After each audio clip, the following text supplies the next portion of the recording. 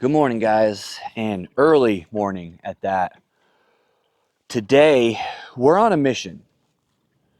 We're on a salvage my weekend mission. For reasons I don't want to talk about on the channel, but do need to make a point of, is I haven't been able to fish any day this weekend so far. I had some stuff going on Friday. Saturday, I just opted not to fish. So today I've got that itch, and if you're an angler, you know exactly what I mean, that I need to go catch a fish feeling. But also, as a content creator, I love making content and I want to make sure I have a consistent supply, and it's getting to be towards the end of the year. So we're going to do something that I do once in a while that sometimes works out and sometimes does not. We're going to do a double up day. What does that mean? So what that means is we're hitting the water super early, but we're also going to get off the water a little bit earlier than I normally would. So we're fishing a big body of water, grass, pike, largemouth. There is smallmouth in here, but mostly it is a power fishing, Texas rigging kind of place.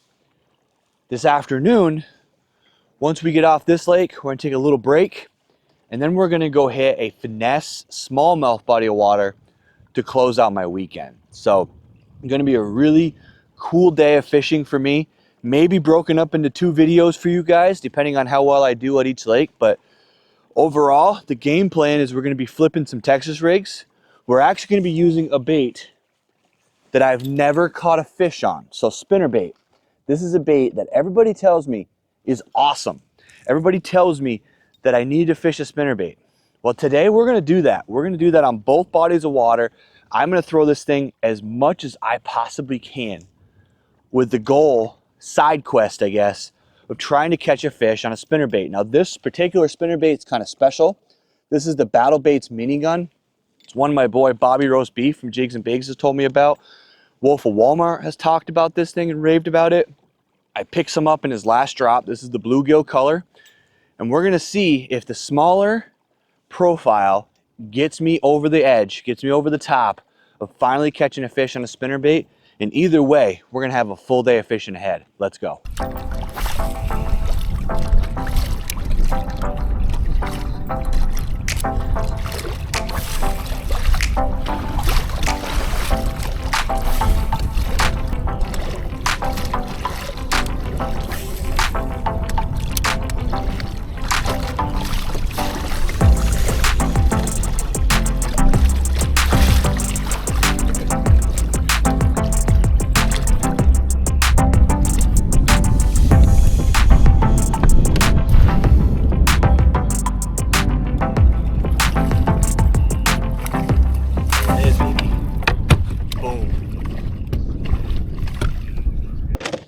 Well, guys, I did it. Did not take very long.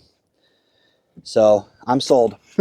I have tried different brands. I have tried so many spinnerbaits, but that right there, guys, is my very first spinnerbait bass caught on the minigun. There we go. I'm pairing that up, guys, just so you're kind of aware of the whole setup. I'm actually throwing that on a newt that I pour myself. It's actually a little sneaky do-it molds bait, but that is the gill color. I'll put a link down below in the description to the specific bait I'm throwing, but that's the gill color with a black newt. Threw that over top of some grass. That was probably, I'm gonna say, 7th cast. Like, we're not talking all day. I've only been here for about 45 minutes, and I'm just skimming that across the top of the water, and that fish just swallowed it, man. He ate it hard and committed to it immediately. So I'm sold. Gonna have to order some more of those for sure.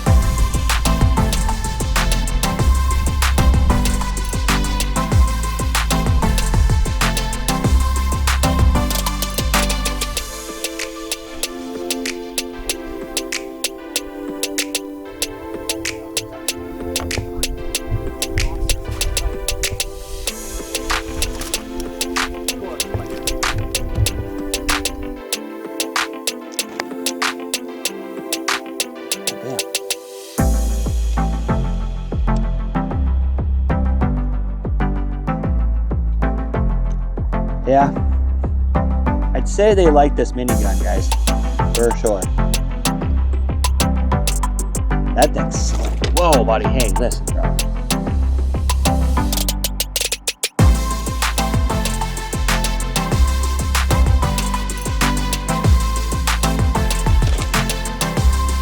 Listen, homie. You're making this harder than it needs to be, bro. Check that out, guys. That's a decent pike. Decent pike. Not a bad, look at the size of it. Check that guy out. I'll let him go. Bye. I'm not gonna lie, I don't give a lot of credit to a bait just because it catches a pike, but that was a bigger than average pike and he smashed that bait. He inhaled that thing. So I'm not gonna lie, this Battle Baits minigun, the thing I like about it, I'm gonna show you guys it real quick again. It's super compact. If you look at my hand, super small compared to that, and it's got a lot of weight. It's a ½ ounce, so it's got a heavy head but a compact profile. So I can wing it way out there, I can get it down deep, I can rip it through the grass, but it's such a small profile that I'll be able to fish this for smallmouth and largemouth. Clearly pike like it too. And I think it's gonna be a sneaky little bait when you just need to get a little bit more flash. I'm traditionally a swim jig fisherman. I love the swim jig, but every once in a while you need a little bit more commotion. You need a little bit more noise in the water to draw those fish in. And this right here is like the perfect hybrid of, it's small, it fishes just like a swim jig. It's super stable in the water. It doesn't seem to roll, it doesn't seem to tip over on me at all. And I've been burning it a few times and it still really hasn't changed direction at all on me. So, which is good, because a lot of spinnerbaits I've used in the past have like washed out. And I'm not talking cheap ones. I'm talking, there's some major brands that I've used that tend to wash out on me. But this thing is definitely interesting and I'm excited to kind of keep using it. I'm going to keep rolling down through this bank with it. I'm using this as my moving bait for now because it's clearly working. Because here's another fish on it. They hit that on the run. That's another freaking big pike. So definitely got the ability to catch big fish, because show you guys this fish real quick. Another monster pike. Come here, bud. And I know you guys are probably saying I'm a wimp because I don't handle these fish, but I have no desire to deal with pike teeth. So I do lip grip all my pike. Just not a fan of dealing with pike teeth. Come on, bud. All right, let's get this out of him. But see, another one, guys. This place is pretty infamous for having monster pike in general, but clearly this bait works. Look at that thing. That's a monster. All right, bud. Bye.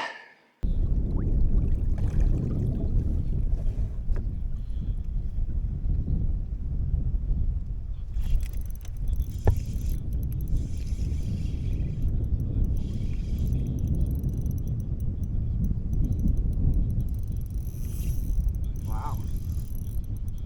It's an energetic fish, whatever that is. Oh, it's a big bass. Right. Okay. Okay. I wasn't recording. Oh, I wasn't recording in the back. Wow. Okay. Dart recording.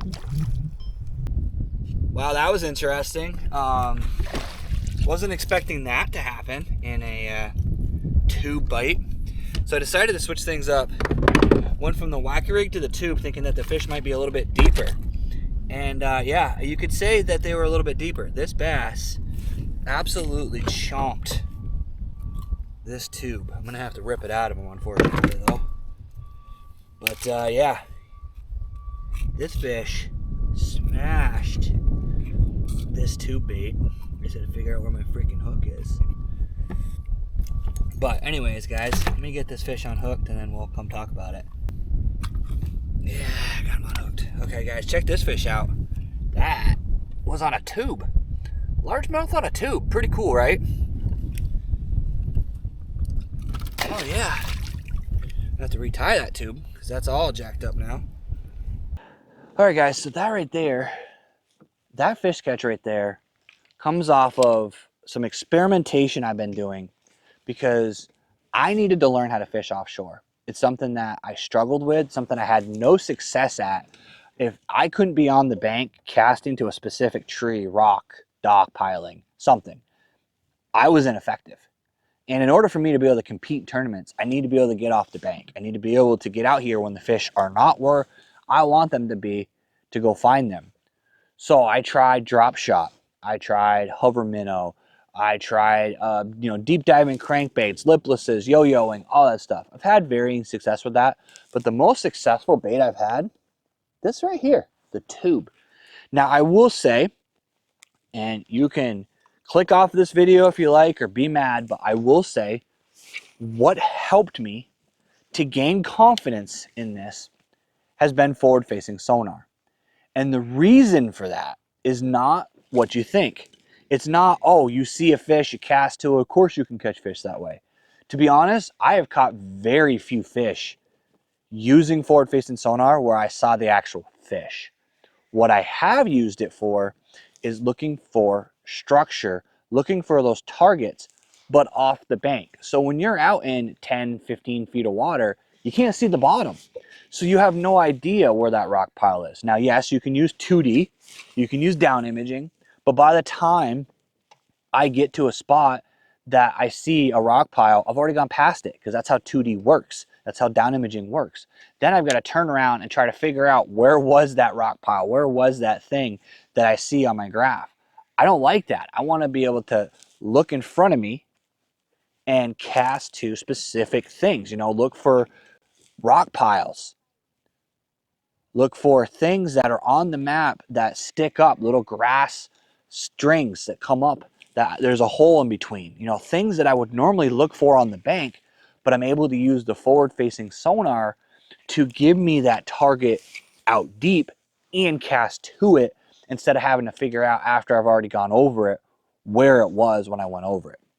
So that's something that I want to talk about, in a future video as well, guys, is that, forward-facing sonar isn't just about, oh, I see the fish, I cast to the fish, and I catch the fish. That's very rarely how it works for me. Most of the time, it's I see structure, I cast to the structure. So it's no different than using down imaging. It's just shooting it 90 feet forward instead of straight down. So I have the opportunity to cast to it before I've gone over top of it.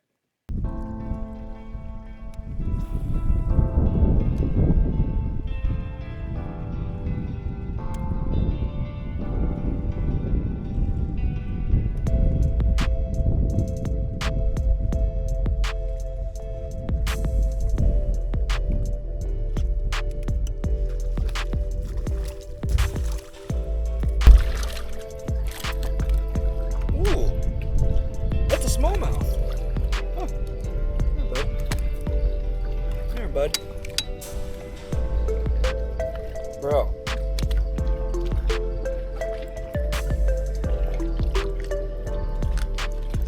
That was a smallmouth on a Texas rig. Stop recording.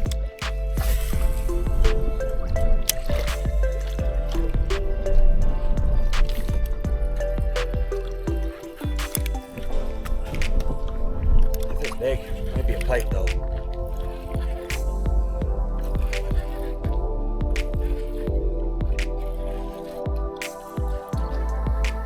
Yep, another pike. Another big pike. Freaking killing me. Another freaking big pike.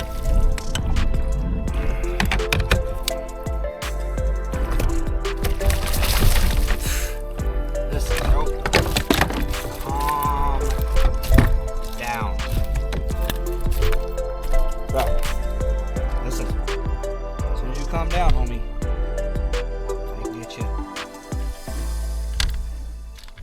unhooked and back with your friends. Alright, guys. Check that pike out. Another big one. Pretty monstrous pike, actually. check that fish out. Let him go. Bye, buddy. Well, I think I am done catching pike for the day. I've been targeting bass all day, and it's just been a pike-centric day, which is fine.